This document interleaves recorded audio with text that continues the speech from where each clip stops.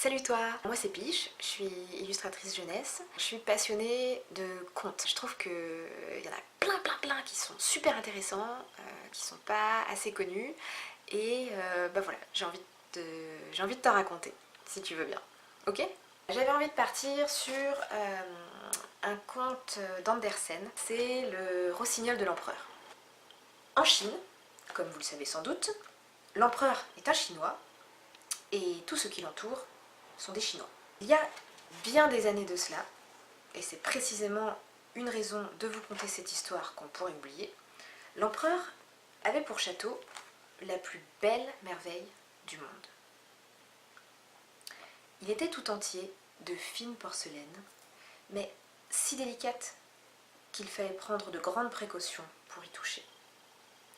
Dans le jardin, on voyait des fleurs magnifiques. On avait attaché sur les plus précieuses de petites clochettes d'argent pour mieux attirer encore l'attention des promeneurs. Tout était donc minutieusement ordonné dans le jardin et ce jardin lui-même était si grand que le jardinier lui-même n'en avait jamais vu le bout. Il s'étendait jusqu'à une superbe forêt toute pleine d'arbres et de lacs profonds. La forêt descendait vers la mer, du plus beau bleu, et les grandes barques pouvaient voguer sous les branches. Là vivait un rossignol qui chantait à ravir. Le pauvre pêcheur lui-même, qui avait pourtant bien des soucis, s'arrêtait pendant sa pêche la nuit pour écouter le chant de l'oiseau. « Dieu, que c'est beau !» disait-il. Mais bien vite, il reprenait sa besogne et oubliait le rossignol. La nuit suivante, le chant recommençait et le pauvre homme, retournant à son travail, s'écriait de nouveau « Dieu, que c'est beau !» De tous les coins du monde, les étrangers venaient dans la ville impériale. Le château et le jardin faisaient leur admiration, mais en entendant le rossignol, ils s'écriaient tous « C'est encore ce qu'il y a de plus beau !» Rentrés chez eux, ils en parlaient. Les plus cultivés écrivaient des livres sur la ville, le château, le jardin, mais c'était le rossignol dont ils faisaient le plus grand éloge. Les poètes, eux aussi, faisaient les plus beaux vers en l'honneur du petit chanteur de la forêt, près de la mer. Ces livres se répandaient à travers le monde et quelques-uns parvinrent à l'empereur. Assis sur son trône d'or, il les lut avec intérêt. On le voyait à chaque instant faire de la tête un signe d'approbation. Les descriptions de la ville, du château et du jardin étaient merveilleuses. Déjà, l'empereur, tout joyeux, allait exprimer sa satisfaction. Quand il lut à la suite, « Mais le rossignol est encore ce qu'il y a de plus beau. »« Qu'est-ce que ceci ?» s'écria-t-il. « Le rossignol! Je ne le connais pas. Y aurait-il sur mes domaines impériaux, dans mon propre jardin, un oiseau semblable? Et je n'en ai jamais entendu parler. Il faut que je l'apprenne par un livre. » Il appela son grand chambellan. C'était un homme de si haut rang que lorsqu'un de ses inférieurs venait lui demander quelque chose, il répondait toujours « Peu », ce qui d'ailleurs ne veut rien dire. « Il doit exister ici, dit l'empereur, un oiseau qui se nomme rossignol. On dit que rien n'est plus beau dans tout mon empire. Pourquoi ne m'en a-t-on jamais parlé ? » « Je n'ai jamais entendu ce nom, dit le chambellan. Jamais il n'a été présenté à la cour. »« Eh bien, qu'on me l'amène dès ce soir pour qu'il chante devant moi. Le monde entier sait que je possède cette merveille, et moi seul l'ignore. »« En vérité, dit le chambellan, ce nom m'est inconnu, mais je chercherai et je trouverai. »« Oui, mais où trouver ?» Le chambellan grimpa et descendit tous les étages, parcourut toute la salle et toutes les allées du palais, mais de toutes les personnes qu'il rencontra, aucune n'avait entendu parler du rossignol. Le chambellan revint trouver l'empereur et lui dit que les livres avaient dû mentir. Que votre majesté se méfie de ce qui est écrit. Elle ne trouvera là-dedans que fables et sortilèges. Mais, répondit l'empereur, le livre où j'ai lu cela m'a été envoyé par l'empereur du Japon. Ça ne peut donc être un mensonge. Je veux entendre ce rossignol par moi-même. Ma plus gracieuse bienveillance lui est réservée. Mais s'il ne vient pas, je vous fais tous piétiner l'estomac après dîner. Tsimpé s'écria le chambellan. Et de courir, de regrimper, de redescendre tous les escaliers, de se reprécipiter à travers les salles et corridors. La moitié de la cour en faisait autant, car personne ne voulait être piétiné. C'était une course générale après ce rossignol que le monde entier connaissait, sauf les familiers de l'empereur.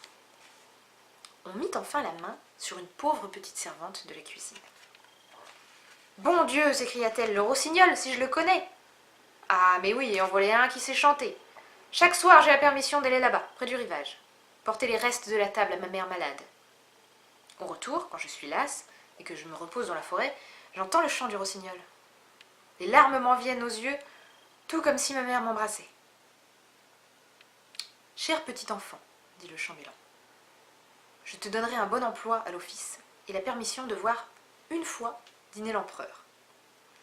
Si tu peux nous mener jusqu'au rossignol, car il nous le faut ce soir. » Et les voilà tous en route pour la forêt où chantait le rossignol.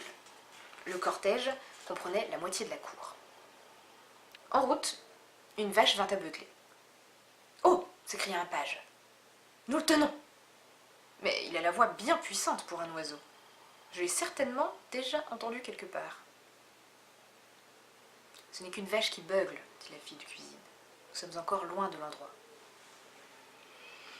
Des grenouilles coassaient sur le bord d'un étang. « Ravissant !» s'écria l'aumônier de la cour. « Je l'entends maintenant. Son chant ressemble à un mélodieux carillon d'église. »« Ce ne sont que des grenouilles, dit la petite servante. »« Mais écoutez, écoutez maintenant. Le voici, le rossignol. » Et elle montrait un petit oiseau gris, perché sur une branche. « Est-ce possible ?» s'écria le chambellan. « Je ne me le serais jamais imaginé comme ça. Comme il a piètre allure. Peut-être est-ce la présence de tant de personnes de qualité qui lui fait perdre ses couleurs. »« Petit rossignol, s'écria la jeune servante, Sa Majesté l'Empereur serait très heureuse, si tu voulais bien chanter pour elle. »« Très volontiers, répondit le rossignol. Et il se mit à chanter si bien que c'était un ravissement. On dirait des clochettes de verre, reprit le chambellan. Voyez comme son petit gosier s'agite. Il est extraordinaire que nous ne l'ayons jamais entendu. Quel gros succès il obtiendra à la cour. Devrais-je chanter une fois encore pour l'empereur demanda le rossignol, qui croyait l'empereur dans l'assistance. Mon excellent petit rossignol, dit le chambellan, j'ai le grand plaisir de t'inviter pour ce soir à une fête à la cour, où tu raviras Sa Majesté l'Empereur de tes chants délicieux. Mes chants sont plus beaux ici, parmi les arbres, dit le rossignol. Cependant, il sut que l'empereur voulait l'entendre, et il suivit le cortège de bonne grâce. Au château, on avait fait de grands préparatifs. Les murs et le parquet, qui étaient de porcelaine, étincelaient de milliers de lampes d'or. Dans les corridors, on avait mis les fleurs les plus rares, et comme un léger vent soufflait, leurs clochettes d'argent faisaient un tel bruit qu'on pouvait à peine s'entendre. Au milieu de la grande salle, où était assis l'empereur, on avait placé un perchoir en or, sur lequel le rossignol devait se poser. Toute la cour était là, et la petite servante avait reçu l'autorisation de se tenir derrière la porte. On lui avait donné d'ailleurs le titre de cuisinière en chef. Les gens du palais avaient revêtu leurs plus beaux habits, et tous regardaient le petit oiseau gris, auquel l'empereur faisait de gracieux signes de tête. Le rossignol chanta si bien que l'empereur en fut profondément ému. 2 larmes coulèrent sur ses joues. Le chant du rossignol se fit encore plus doux. Il allait droit au cœur. L'empereur était si ravi qu'il ordonna d'attacher autour du cou de l'oiseau sa pantoufle d'or. Mais le rossignol remercia, se trouvant déjà assez honoré. « J'ai vu des larmes dans les yeux de l'empereur, dit le rossignol. Cela vaut le plus riche trésor. Les larmes d'un empereur ont une vertu extraordinaire. Oui, je suis assez récompensé par cela. » Et de nouveau, il se mit à chanter, de sa voix tendre et pénétrante. « Il n'existe rien de plus charmant, disaient les dames. Elles prenaient de l'eau dans la bouche, se gargarisaient légèrement pour imiter les trilles de l'oiseau lorsque quelqu'un leur adressait la parole. Elles croyaient ainsi être des rossignols. Les laquais eux-mêmes et les femmes de chambre firent savoir qu'ils étaient contents. Le rossignol obtint donc un très grand succès. Il fut décidé qu'il aurait maintenant une cage à la cour, avec la permission de sortir 2 fois par jour et 1 fois la nuit. Il eut 12 serviteurs qui tenaient chacun un fil de soie attaché à sa patte. Mais ces promenades ne lui plaisaient guère. Toute la ville parlait du merveilleux oiseau. Les parents donnaient son nom à leurs enfants, même quand ces enfants avaient la voix la plus discordante. Un jour arriva au palais un petit paquet avec cette inscription: le rossignol. C'est un nouveau livre sur le fameux oiseau, dit l'empereur. Mais ce n'était pas un livre. C'était un petit objet d'art, enfermé dans une boîte, un rossignol artificiel qui avait la forme d'un vrai rossignol, mais couvert de diamants, de rubis et de saphirs. Dès qu'on remontait le mécanisme, il pouvait chanter des morceaux que chantait le vrai rossignol. En même temps, il remuait la queue, qui était toute d'argent et d'or. À son cou pendait un petit collier sur lequel était gravé: je suis le rossignol de l'empereur du Japon, mais je ne vaux pas celui de l'empereur de Chine. Ravissant, s'écria toute la cour. Celui qui avait apporté le rossignol artificiel reçut aussitôt le titre de grand porteur des rossignols impériaux. Il faut les faire chanter ensemble, nous aurons un duo. On essaya, mais cela n'allait pas bien. Le rossignol vivant chantait à sa fantaisie, tandis que l'autre suivait un mouvement de valse.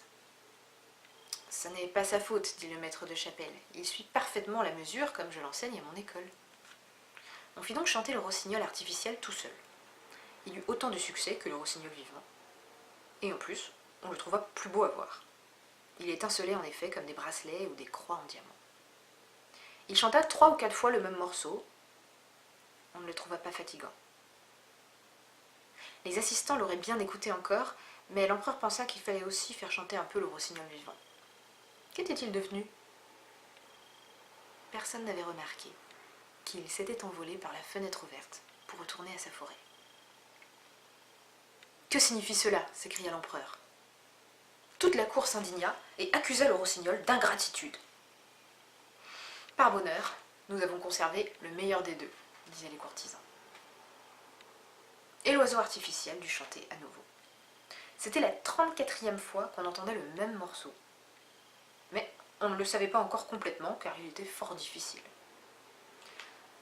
Le maître de chapelle comblait l'oiseau de louanges. Il assurait qu'il était supérieur au rossignol vivant, non pas seulement par son plumage et ses merveilleux diamants, mais surtout par son talent de chanteur. Majesté, avec le vrai rossignol, on ne peut jamais prévoir l'air qu'on va entendre. Chez le rossignol artificiel, tout est connu d'avance. On peut se rendre compte de tout, on peut ouvrir le mécanisme, on peut expliquer comment les rouages sont placés, comment ils marchent, et ils produisent les sons l'un après l'autre. C'est bien mon avis, disait chacun. Le maître de chapelle eut l'autorisation de montrer le rossignol en public le dimanche suivant. « Il faut qu'on l'entende », dit l'empereur. On l'écouta, et si l'on fut aussi enchanté que si l'on avait savouré du thé, ce qui était très très à la mode en Chine. « Oh » criaient-ils tous en levant le doigt en l'air et en secouant la tête. Mais un pauvre pêcheur qui avait entendu le rossignol disait « Oui, c'est assez joli, c'est assez ressemblant, mais il manque un je ne sais quoi. » Le vrai rossignol fut banni de l'Empire. Le rossignol artificiel eut sa place sur un coussin de soie près du lit de l'empereur. Toutes les décorations qu'il avait reçues, or et pierres précieuses, étaient étalées autour de lui. Comme titre, on le nomma « Grand chanteur de la table de nuit impériale ». Et pour le rang, il fut placé au numéro 1 du côté gauche, le plus important de la vie de l'empereur, car c'était le côté du cœur, même pour les têtes couronnées. Le maître de chapelle écrivit un livre en 25 chapitres sur le rossignol artificiel. C'était très long, très savant et d'un chinois parfait. Chacun prétendit l'avoir compris pour ne pas être traité d'imbécile. Une année passa. L'empereur, la cour, toute la Chine savait par cœur jusqu'au moindre quick du chant de l'automate. Mais c'était justement pour ça qu'il l'aimait davantage. Il pouvait l'accompagner. Les gamins des rues chantaient en chœur. L'empereur faisait de même. C'était ravissant. Mais un soir que l'automate chantait de son mieux, pendant que l'empereur l'écoutait dans son lit, on entendit zzz à l'intérieur de l'oiseau. Quelque chose se brisa. Brrr. Tous les rouages tournèrent follement, puis la musique cessa. L'empereur sauta du lit et fit appeler son médecin. Mais que pouvait-il faire? On fit venir alors un horloger qui, après bien des explications et des tâtonnements, rajusta tant bien que mal l'automate. Mais il fallait, disait-il, le ménager beaucoup, car les rouages étaient usés et on ne pouvait en poser de nouveaux. La musique ne serait peut-être pas harmonieuse. Ce fut une consternation générale. On ne ferait plus chanter l'oiseau qu'une fois l'an. Il chanta, c'était un peu rude à l'oreille, mais le maître de chapelle affirma dans une petite conférence que c'était aussi bien qu'auparavant. 5 années passèrent. Il y eut un grand deuil dans le pays. L'empereur, que chacun aimait profondément, tomba malade et fut condamné par les médecins. On avait déjà fait le choix d'un nouvel empereur et le peuple parcourait les rues, demandant des nouvelles au chambellan. Pâle et glacé, l'empereur était couché dans son lit magnifique. Toute la cour le croyait mort et se pressait autour du nouvel empereur pour le saluer. Laquais et servantes, pendant ce temps, s'en donnaient à cœur joie à l'office. Dans les chambres et les corridors, on avait posé des tapis pour étouffer les pas, et l'on n'entendait aucun bruit. Cependant, l'empereur vivait encore. Mais le pauvre mourant pouvait à peine respirer. Il sentait comme un poids très lourd sur sa poitrine. Il ouvrit les yeux et vit que c'était la mort qui se dressait devant lui. Elle lui avait pris sa couronne d'or et tenait d'une main son riche sabre et de l'autre son magnifique étendard. Tout autour sortaient des plis, des longs rideaux du lit, des têtes étranges, les unes hideuses, les autres pleines de douceur. C'étaient les bonnes et les mauvaises actions de l'empereur qui apparaissaient maintenant devant lui, maintenant que la mort pressait son cœur. « Te souviens-tu » murmurait-elle l'une après l'autre. « Te souviens-tu » Elles avaient tant de choses à lui rappeler que la sueur lui en coulait sur le front. « Mais je ne savais pas cela !» s'écria l'empereur. « De la musique, faites jouer le grand tambour. Je ne veux plus entendre tout ça. » Mais toutes les figures restaient, et la mort secouait la tête, comme un Chinois, à tout ce que l'on disait. « Musique, musique !» s'écriait l'empereur. « Cher petit oiseau d'or, chante, chante ! Je t'ai donné de l'or et des pierres précieuses, je t'ai mis ma pantoufle au cou, chante, chante !» Mais l'oiseau se taisait, personne ne remontant son mécanisme. La mort regardait l'empereur de ses grands yeux vides, et le silence continuait, un silence effrayant. À cet instant, on entendit près de la fenêtre un chant délicieux. C'était le petit rossignol des bois qui s'était perché dehors sur une branche. Il avait entendu dire que l'empereur était au plus mal et était venu lui apporter par son chant quelque espérance. À ces accents, les spectres pâlirent peu à peu. Le sang circula plus vite dans les veines de l'empereur. La mort elle-même tendit l'oreille et dit « Continue, petit rossignol, continue. »« Oui, mais donne-moi le beau sabre d'or, le riche étendard et la couronne de l'empereur. » La mort remit chaque objet au prix d'un chant. Puis le rossignol continua de chanter. Il chanta le tranquille cimetière où poussent les roses blanches, où les cyprès embaument, où le frais gazon est arrosé par les larmes des hommes. La mort ne put résister à l'envie de revoir son jardin, et elle disparut par la fenêtre, sous la forme d'une brume blanche glacée. « Merci, merci, cher petit oiseau du ciel !» s'écria l'empereur. « Je te reconnais bien. Je t'ai chassé de mon empire et cependant, tu es venu pour éloigner de mon lit les mauvais péchés, pour délivrer mon cœur de la mort. Comment te récompenser ?»« C'est chose faite, dit le rossignol. Tu m'as donné les larmes de tes yeux la première fois que j'ai chanté, et jamais je n'oublierai cela. Ce sont les joyaux qui ont le plus de prix pour un chanteur. Dors maintenant, il faut te rétablir. Je vais veiller sur toi. » Et comme l'oiseau chantait, l'empereur s'endormit d'un doux sommeil réparateur. Le soleil brillait jusqu'à lui par la fenêtre. Quand il s'éveilla, tout dispos. Aucun serviteur n'était encore venu dans sa chambre car on le tenait pour mort. Mais le rossignol chantait toujours. « Tu resteras toujours près de moi, dit l'empereur. Tu chanteras quand il te plaira. L'oiseau artificiel, lui, sera mis en pièces. » « Ne fais pas ça, dit le rossignol. Il a fait ce qu'il pouvait. Conserve-le toujours.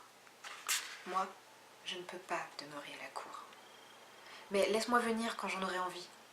Le soir, je me percherai sur cette branche près de la fenêtre et je chanterai pour toi, pour te rendre gai ou rêveur. Je chanterai les heureux et je chanterai ceux qui souffrent. Je chanterai le bien et le mal qui sera fait autour de toi. Le chant du petit oiseau pénètre jusqu'à la demeure des pauvres pêcheurs et sous le toit des paysans, jusqu'à ceux qui sont loin de toi et de ta cour. Je viendrai, je chanterai, mais promets-moi une chose. Tout, dit l'empereur, qui s'était habillé lui-même et qui se leva dans ses vêtements impériaux, pressant sur son cœur son sabre orné de pierres précieuses. Je ne te demande qu'une chose. Ne raconte à personne que tu as un petit oiseau qui te dit tout. Cela vaudra mieux. Là-dessus, le rossignol s'envola. Les serviteurs entrèrent à ce moment pour voir leur empereur mort, mais ils le virent debout, qui leur dit en s'adressant à eux. Bonjour mes enfants. Voilà, alors des contes, j'en ai plein et ça me ferait plaisir de t'en raconter d'autres encore, si tu veux. Bisous bisous.